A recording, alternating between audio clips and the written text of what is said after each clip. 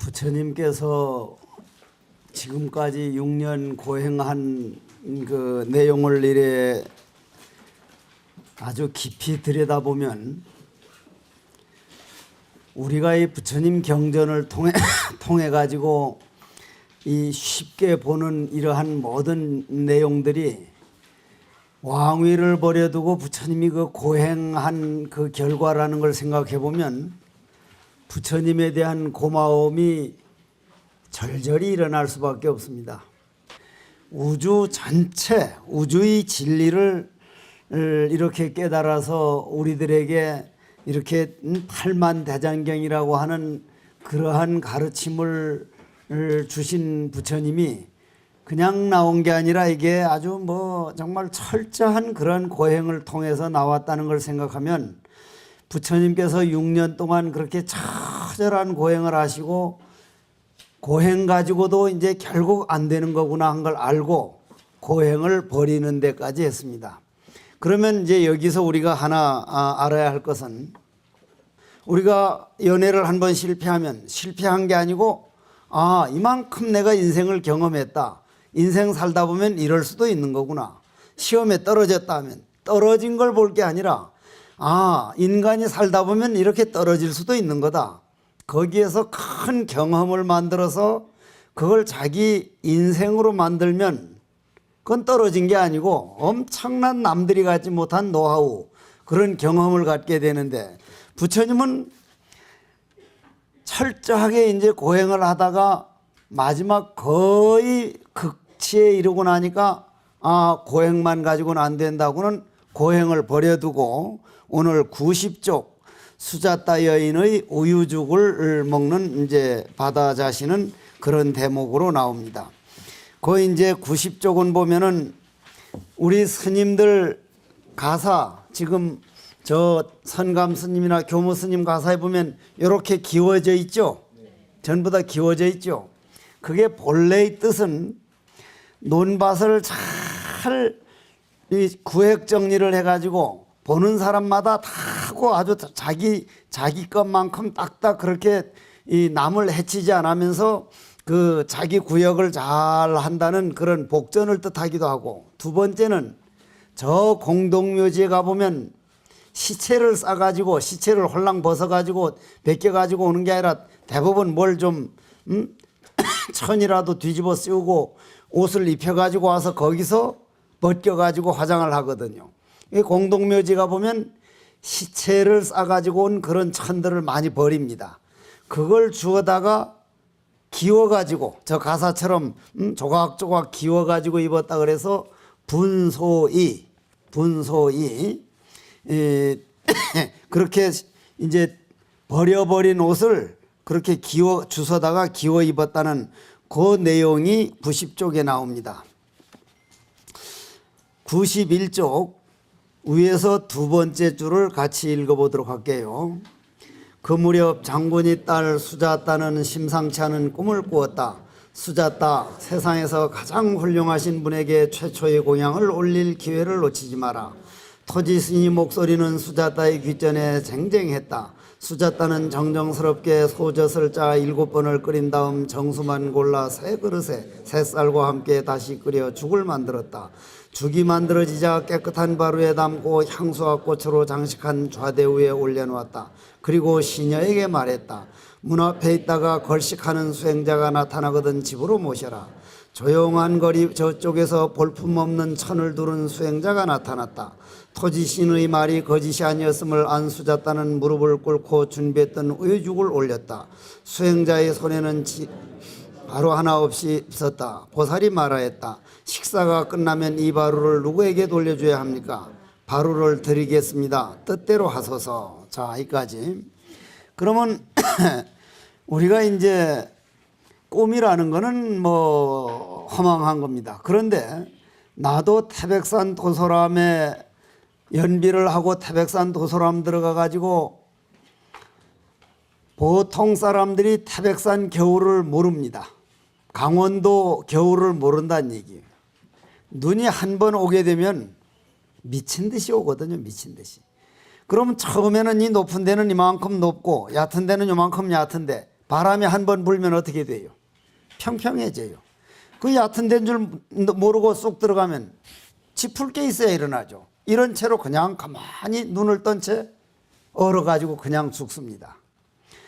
나도 태백산에서 겨울 준비를 하기 전에 생식할 때인데 쌀이 2대박밖에 없어서 2대박. 딱 2대박 정도밖에 없었는데 눈이 푹 쌓이고 나니까 하루에 요거 한 컵 채 안 먹습니다. 생식할 때는. 이렇게 떠다가 물에 담가뒀다가 그냥 생쌀을 먹으면 이빨이 나중엔 뾰족뾰족해서 날카로워져요. 물에 담갔다가 이제 물에 물궈 가지고 이제 씹어 먹거든요. 요걸로 하나씩 뜨는데도 한 달쯤 채 못 가가지고 한 보름 지나니까 2대박이니까 내 생명줄이 줄어드는 것 같아. 내 생명줄이.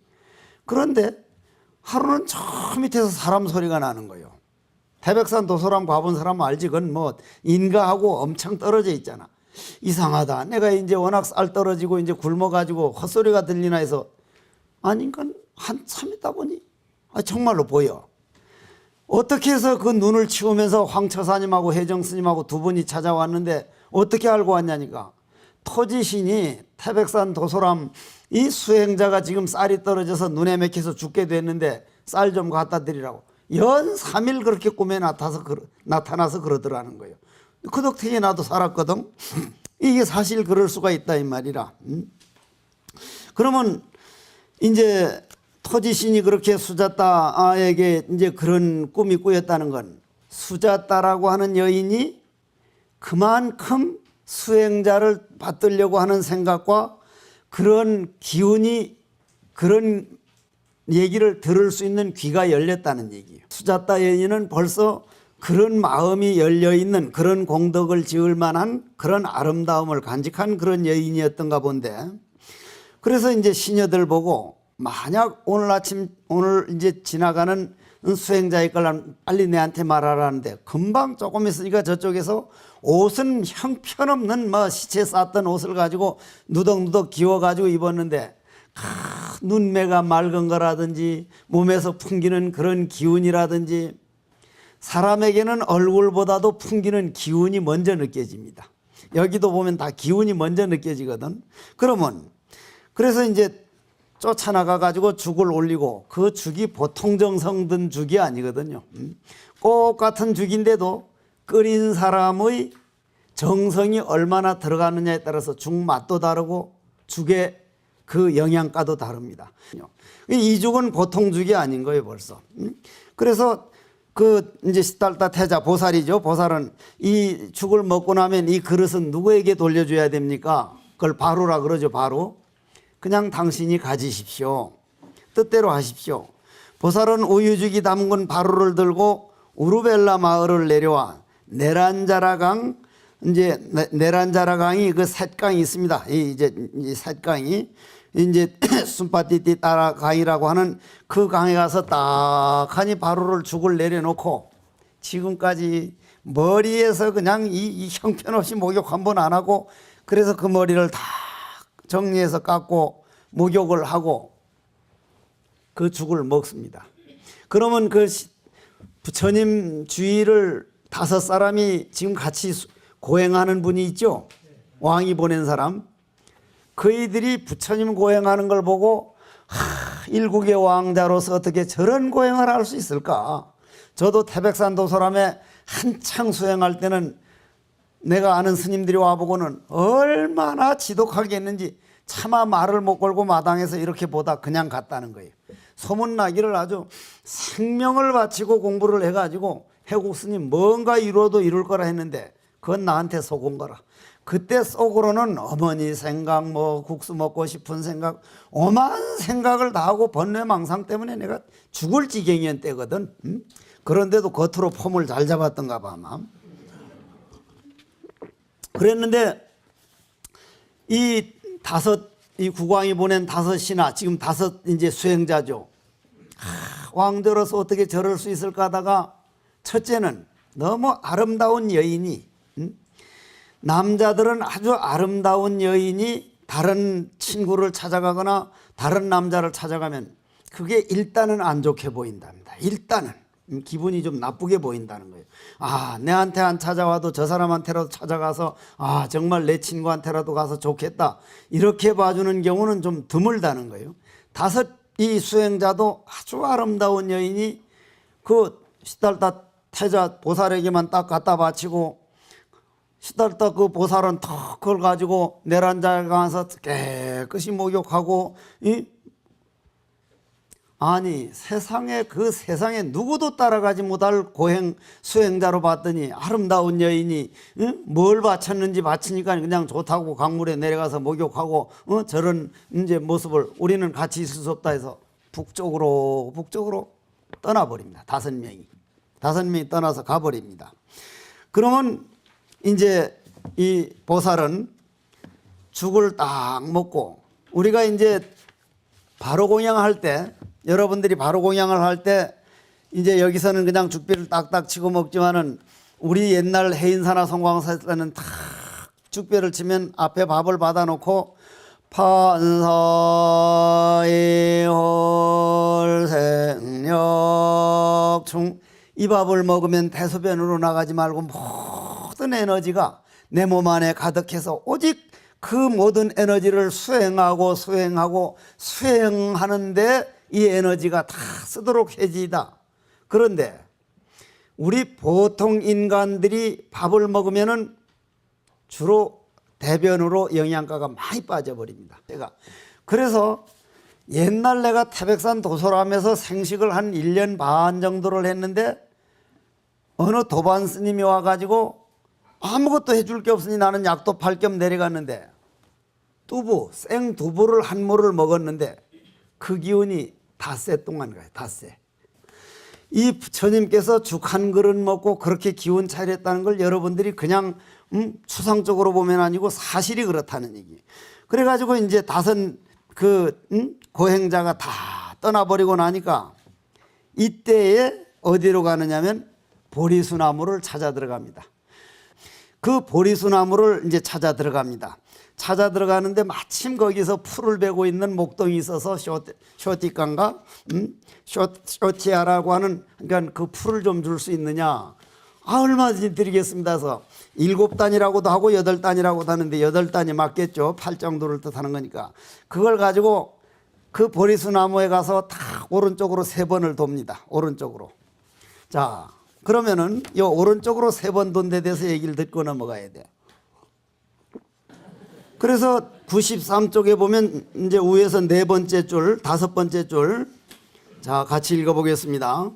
여기 이 자리에서 내 몸은 말라버려도 좋다. 가죽과 뼈와 살이 없어져도 좋다. 어느 세상에서도 얻기 어려운 저 깨달음에 이르기까지 이 자리에서 죽어도 결코 일어서지 않으리라. 저도 태백산에서 일해봤습니다. 내가 여기서 한 소식 못하면 차라리 죽어버린다. 정말 죽고 나가지 그냥 안 한다는데도 정말 어떤 때는 왜 그래 무서워? 태백산 도사람이 물론 내가 22살 때 한창 어리다면 어린 때지만 거기 가보면 산돼지가 우글우글하고 아주 그 부엉이나 이런 밤중에 그 산새 소리들이 어떨 때는 그렇게 무섭게 들려. 눕지 않고 장잡으라 했으니까 조그마한 집에 뭐 산돼지라도 치고 들어오면 얼마든지 들어올 수 있는 문이거든. 그렇게 무섭대. 밤새 방은 찹지, 배는 고프지, 그 공부는 안 되지. 주위에서 산짐승들은 아주 을씨년스럽게 울어대자면 내일 해만 뜨면 이 산중을 내려갈까? 도저히 이럴 바엔 차라리 내려가는 게 안 나을까?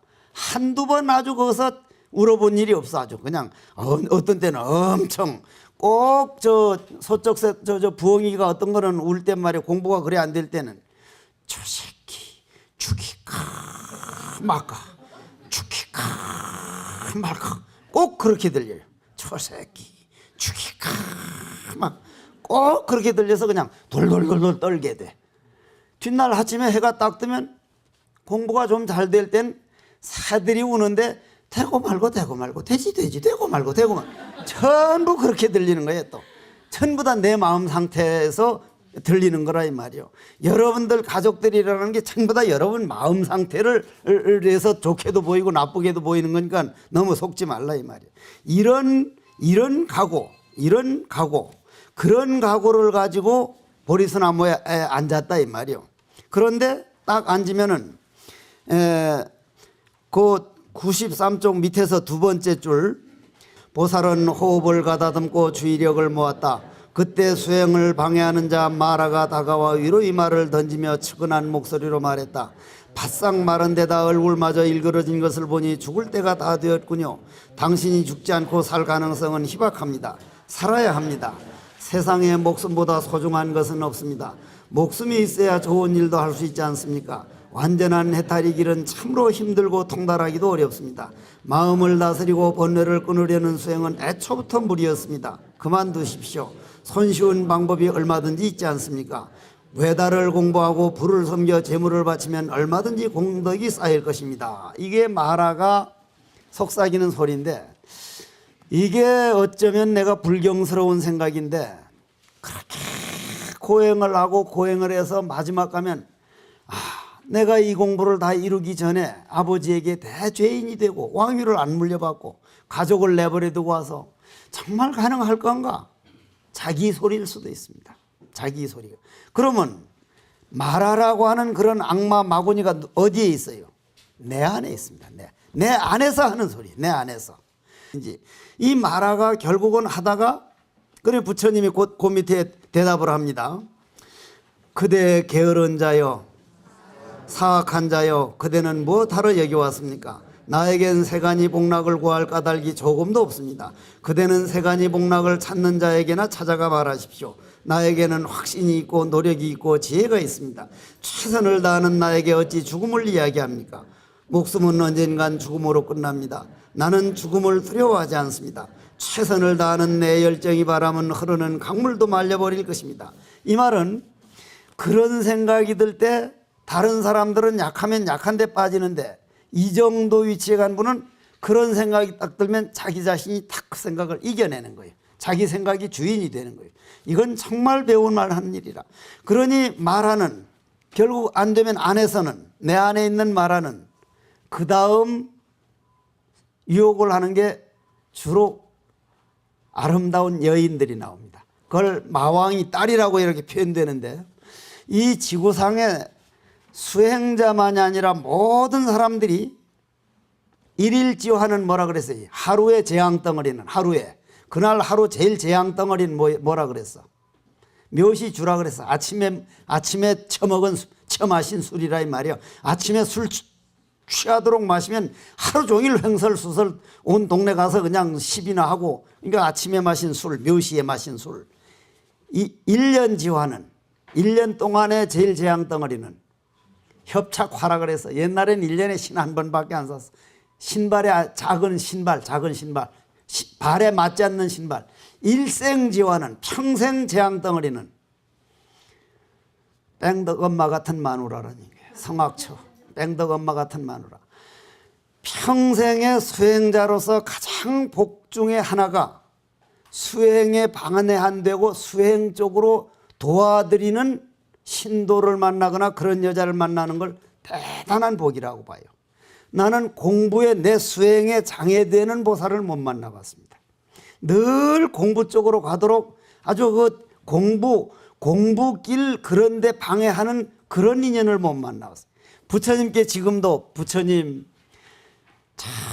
정말 제가 다행했던 일은, 제가 일평생 수행하면서 공부길에 장애되는 그런 여인을 안 만난 것이 저에게는 정말 다행 중에, 복 중에 복입니다 하는데, 상당 부분이 스님들이 여자 잘못 만나가지고 수행길에서 벗어나는 길, 아니면 대망신하는 길, 그 길이 가장 큰 일이야. 가장 큰 일. 그거는 딱 내가 보면 알아. 나는 딱 날 찾아오는 신도거나 인연이 맺어지는 신도를 딱 보면 어떻게 하는 줄 아시? 딱 여우 꼬리 하나만 가져오면 됩니다. 여우 꼬리를 하나 딱 가져다가 궁둥이에 딱 붙여봐서, 아, 여우다. 그러면 그건 분명히 그건 뭐 여우야. 그거는 분명히 공부에 손해날 사람이야. 딱 붙였는데도 전혀 여우가 아니면, 그 다음엔 호박 넝쿨을 갖다가 한번 딱 이렇게 붙여보는 거예요. 호박인가 아닌가. 호박이면은 이게 말이 안 통할 거고, 여우면 수행에 분명히 지장을 줄 거고, 그러한 쪽에서 딱 봐서 항상 수행자는 내 감정, 다른 사람을 여자로 보는 감정인가, 수행자로서 공부에 도움을 받고 나는 공부를 해가지고 저 사람에게 법을 설하고 해서 스승과 제자 쪽으로 가는 인연인가, 이거를 딱 봐야 되는데, 오늘 여기 인성 스님이 안 오니까 내가 이 말을 못 하는데, 노보살들 와서 차 한잔 대접해라면 15분 만에 회 끝나서 가는데, 매꼬롬하니 어디 예쁘장한 아가씨가 며칠 오면 2시간도 좋고 1시간 반도 좋고, 이거는 막 그 자식이 꼬리를 안 붙여보는 거예요. 꼬리를 붙여보면 그냥 바로 여우 소리를 날 것 같은, 그걸 알 수가 있거든. 그런데 대부분 남자들이 거의 여우를 좋아합니다. 여우를. 거의가 여우를 좋아해요. 그게 이제 아주 이제 한평생 성악처라 이 말이에요. 94쪽 제일 아래줄, 94쪽 제일 밑에 줄. 나는 당신을 알고 있습니다. 당신이 첫째 군대는 욕망이요, 둘째는 혐오며, 셋째는 기갈이요, 넷째는 가래며, 다섯째는 나태요, 여섯째는 공포며, 일곱째는 욕이요, 여덟째는 위선과 고집입니다. 이거요. 이게 다 어디 있어요? 내 안에 있어. 제일 첫째, 욕망이 내 안에 있어 없어? 그 다음 아주 남을 싫어하고 혐오하는 게 있습니까 없습니까? 셋째, 3일만 굶으면 그냥 누가 준 밥이든지 뭐든지 먹고 싶은, 목마르면 물 먹고 싶고 배고파하는 기갈이요. 넷째는 밥 먹고 등 따시고 하면 이놈하고 사랑을 찾게 마련이요. 사랑을. 여자는 남자, 남자는 여자, 그죠? 사랑을 찾게 마련이요. 가래가 있다 이 말이에요. 가래. 다섯째는 나태요. 이 게으름. 내가 좀 덜 게으른 편인데, 이 게으름이 많은 사람도 이게 보통 장애가 아니에요. 이 게으름병. 여섯째는 공포, 무서움. 태백산 도소람 같은 데서 며칠만 있어봐요. 공포라는 게 과연 뭔가, 이게 정말 무섭거든. 그래서 근데 저는 밤에 그 공포를 이겨낸 걸 어떻게 이겨냈습니까? 밤만 되면 이대로 내가 평생 산중에서 밤이 무서우면 내가 어떻게 수행을 할 건가? 저는 꼭 살 길을 찾는 편이에요. 밤중에 아무리 무서워도 일부러 나갑니다. 나가서 이렇게 밤을 에워싸면서 이 어두움을 이렇게 앉는 흉내를 하면서, 당신은 나를 무섭게 하기 위해서 온 게 아니라 낮에 하루 종일 일을 하거나 수행을 해서 나를 조용히 자장가를 불러주고 나를 위해서 온 포근한 어머니와 같은 자세니 저는 오늘부터 밤을 사랑해 볼랍니다. 우리 친해 보십시다. 늘 밤하고 얘기를 하고 보면 어두워만 가면 나를 재워주는 내 벗이 왔구나. 밤이 훨씬 무섭지 덜 무섭습니다.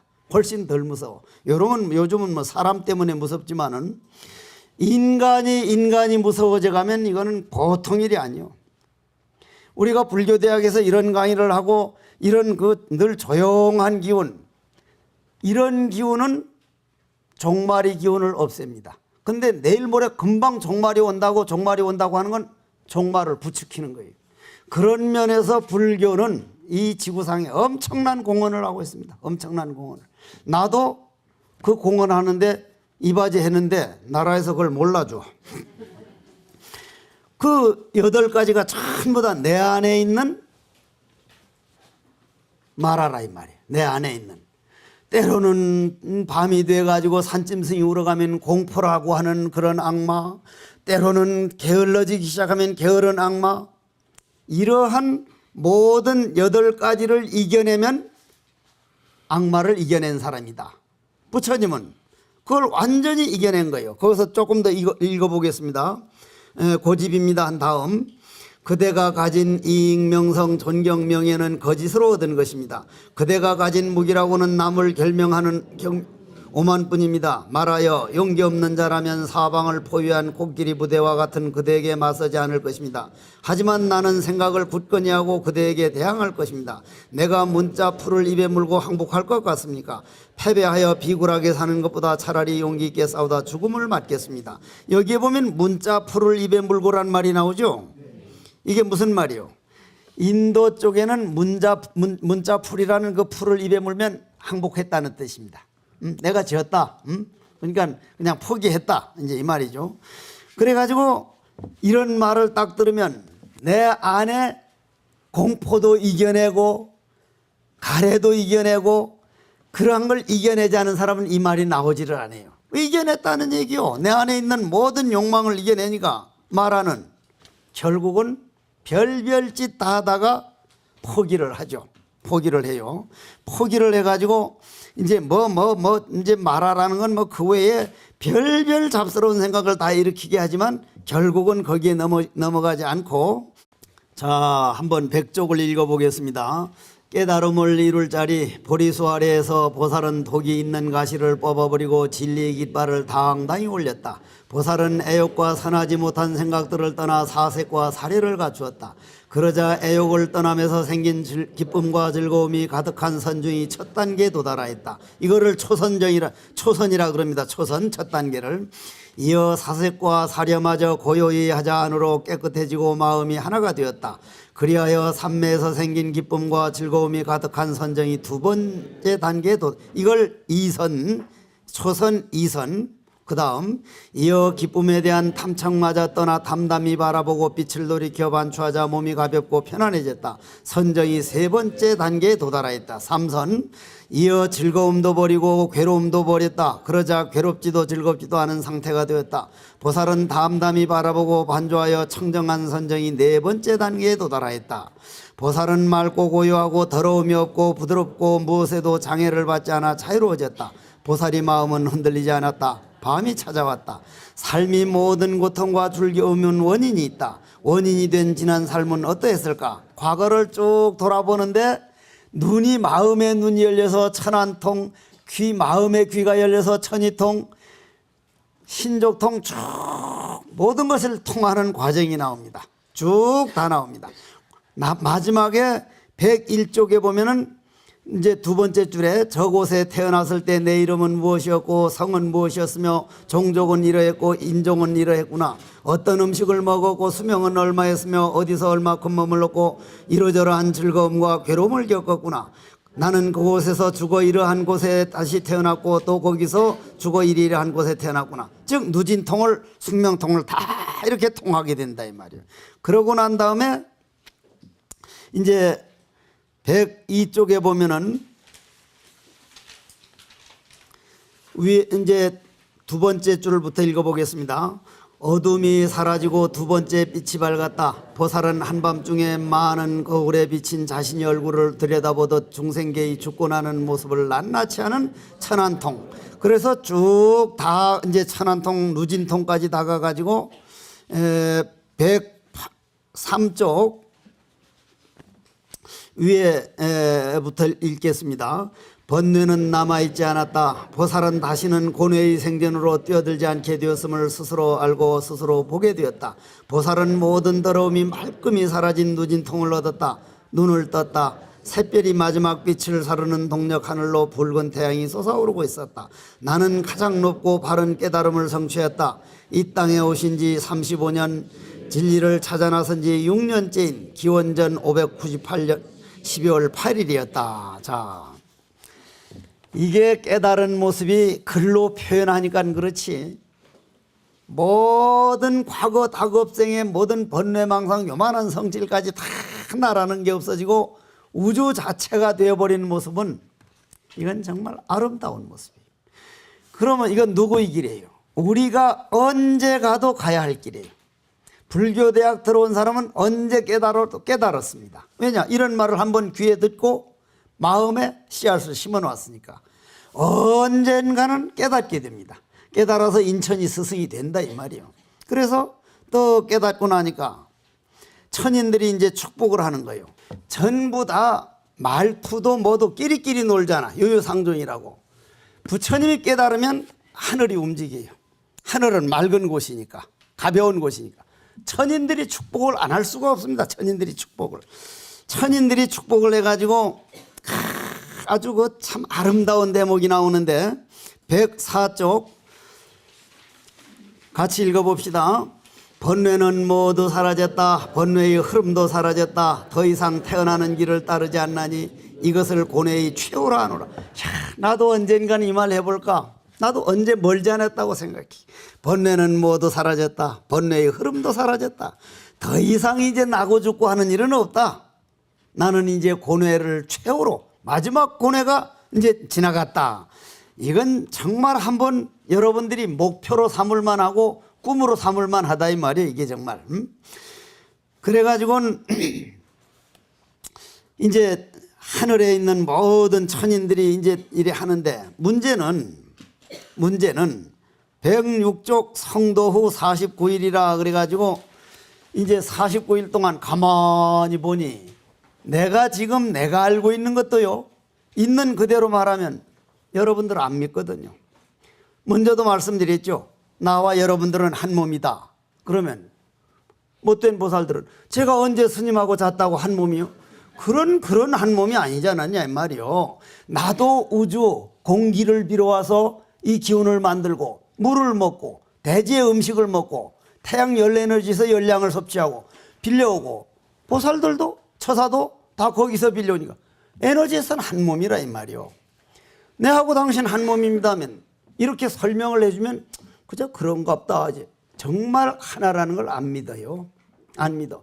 오늘도 어떤 젊은이가 하나 와서 나름대로 뭐 전혀 공부 안 한 사람은 아닌데 애는 썼는데 아니라는데 자꾸 고집을 부려가지고 목이 쉬도록 소리를 지르도록 만들어가지고 그냥 막 성질을 나도록. 그러니까 내 옆방에 있는 스님은 뭐 하는 사람입니까? 야, 그래도 공부를 하다가 물어보러 온 거니까 그래도 소리는 질렀지만은 그 참 귀한 사람이다. 근데 그랬는데 아니라는데 안 믿는 거예요. 아니라는데.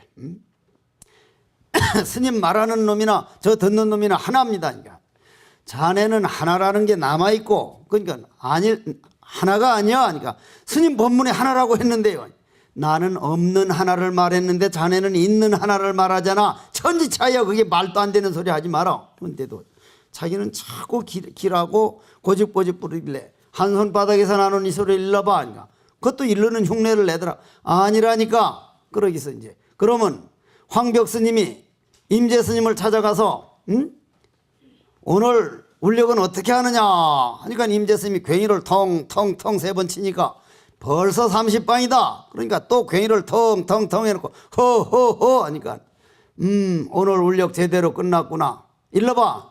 깜깜이요. 덕산 탁발 일러봐. 무슨 말인데요? 무슨 말인데 묻는 게 벌써 틀려먹은 소리다. 그런데도 안 믿듯이 안 믿어. 부처님 49일 동안 고민하게 돼요. 내가 깨달은 우주 전체가 다 부처라는, 여러분들 본질은 죄에 물들지 않는 대자유라는, 영원한 생명이라는 인간 해방선언을 천상천하의 유화독존이라. 모든 사람은 부처구나. 완전한 평등이구나. 그러면 우리는 완전한 평등이라면 참새다리는 길어요, 짧아요? 짧죠? 황새다리는? 그러면 황새다리 뚝 끊어지다가 참새다리 끊어서 받치면 평등이라지만 둘 다 죽어버려. 참새다리 길이가 같아서 평등이 아니라 참새다리 짧은 다리 가지고 뛰어다닐 수 있는, 그 움직일 수 있는 원리나 긴 다리 가지고 꼴쭉꼴쭉 걸어다니는 원리나 완전 평등이야. 참새다리는 짧은 게 좋아. 참새 쬐깨난 게 다리만 길쭉해 봐. 그거 참 골치 아플 끼요. 만일에 내같이 얼굴이랑 동글동글하니 땅땅하게 생긴 놈이 다리만 대막대기처럼 길쭉해서 저만큼 닿아봐. 아이고, 꼬라지 진짜 볼만할 겨. 그냥 작으면 대로 크면 큰 대로 다 평등이라 이 말이야. 그래서 성도 49일 동안 이 고민하는 내용이 정말 들어볼 만합니다. 오늘은 이제 성도 49일까지 해서 요 49일째까지 하고 난 다음에 오비구를 찾아간 대목까지만 좀 시간이 걸리고, 그 다음엔 좀 빨리 이 진도가 나갈 수가 있습니다. 오늘은 성도 49일까지 여기까지 하고 다음 시간에 하도록 하겠습니다. 원컨대는 시떨 타태자가 출가를 하여 보살의 길을 가며 6년이라는 그 고행길이 바로 우리를 위한 걸음일러라. 이제 보살의